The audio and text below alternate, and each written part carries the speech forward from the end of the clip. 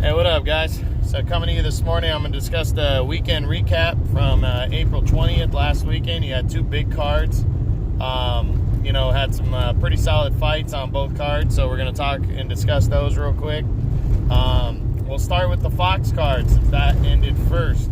On the undercard, you had Brandon Figueroa fighting Yanfrez Parejo for the Vegan WBA interim 122-pound title. Figueroa pretty much just broke down Parejo and stopped him. I believe it was a 9th or 10th round TKO as he, stayed undefeated and grabbed a hold of an interim belt now, moved one step closer.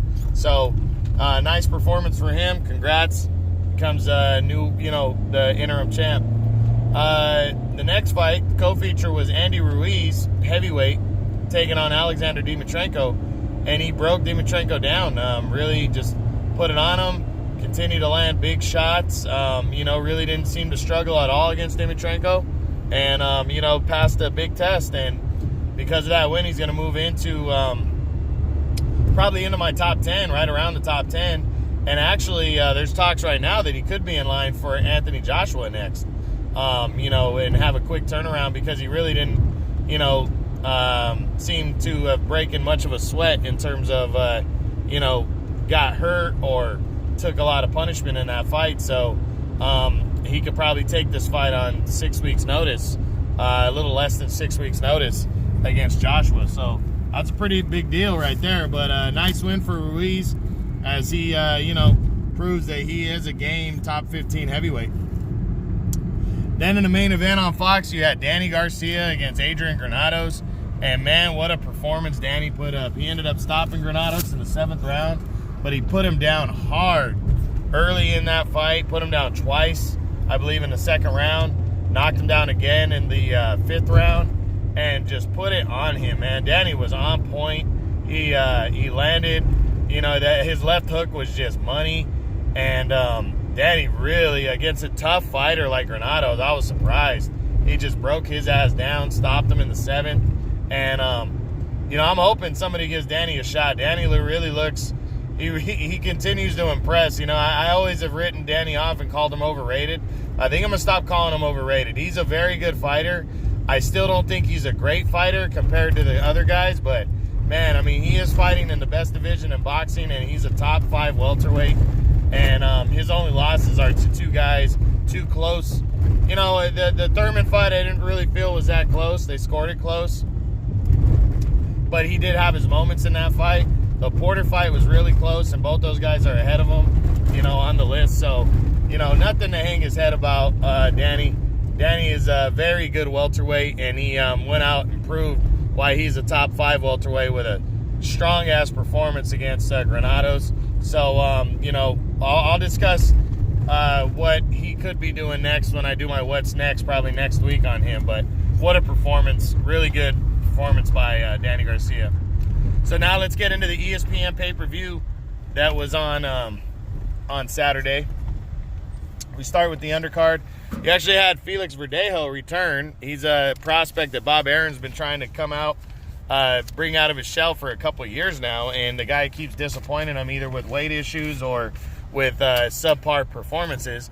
He took on Brian Vasquez, got a hard-fought 10-round decision in that one. Vasquez is a former champ at 130, so that was an impressive, performance for Verdejo. We'll see what he does going forward. The only reason I'm even bringing him up is because he fights at lightweight. He's a top-ranked guy. I wouldn't be surprised if he took on a guy like Teofimo Lopez or even Lomachenko at some point. So that's the reason I'm even bringing him up now. The other guys on the card is you had Shakur Stevenson against Christopher Diaz. Completely dominated Diaz from start to finish, did Stevenson. Man, he just put it on him. I was kind of surprised that the people were booing him because he just pinpoint accurate, outboxed, outclassed Diaz. He wasn't running from him. It was a pure boxing lesson. He landed good, hard shots. He just, Diaz is a tough guy. Diaz took a lot of punishment last year against Masayuki Ito in that title fight. And didn't get stopped at a heavier weight class. And Ito's a lot bigger than Stevenson. And Diaz went the full 12. Diaz proved that he can take a punch. But Stevenson, an impressive performance. He really passed the test. It's probably top 10 worthy, to be honest. He'll probably break into the featherweight top 10 with that win. So he's on the rise. That was a good, strong performance out of him. So, congrats to him. Then in a co-feature, Teofimo Lopez took on Edis Tatley. Tatley, a former world title challenger, and he had that European defense. So Lopez was having trouble landing clean shots to the head, even though he was landing them. It just wasn't at his normal pace. But man, he just is so patient, and he broke down Tatley. Ended up stopping him in the 5th round with a body shot, a hard body shot to look like the ribs. And Tatley didn't get up. And Lopez said this is his last co-main event. He's going to be a main event going forward. He's got the confidence. He wants to fight Richard Comey next for the world title. I don't know if he's going to get that fight, but he wants to fight him, and he wants big things. So, fast rising star is Teofimo Lopez. You guys got to continue to check him out. Then in the main event, you had Terence Crawford against Aamir Khan. Crawford put him down early and just looked like he was headhunting for the next couple rounds. But then he started to box a little more. He started to, hit Khan to the body to slow him down. Khan was having his moments. He was landing decent shots here and there. But this guy, Crawford, is just so good. And he was breaking him down. He did land a low blow. But, cornered, stopped the fight. I'm not sure Khan really wanted to continue. I don't think Virgil Hunter wanted him to continue, because I think he knew he was going to get hurt. And possibly knocked out, a devastating knockout like a Canelo style. And I don't think Hunter wanted to see that. I think the writing was on the wall that it was going to be inevitable and the knockout was coming soon. So they decided to call it like that. Considering I paid $70 for that pay-per-view, I'm disappointed we didn't see a big ending. But I respect boxing enough, and I respect how much Aamir Khan has given, and in terms of the knockouts that he suffered too. I don't want to see anybody get hurt. Even Khan.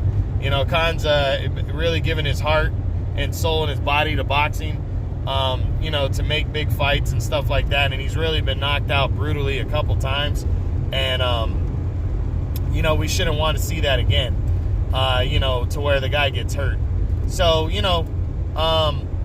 Crawford was putting it on him. He didn't get that picture-perfect ending that he wanted, but he got the knockout. Hopefully, he'll do something big next. Like I said, when I do my What's Next on Crawford, we'll break more down what he's going to do going forward.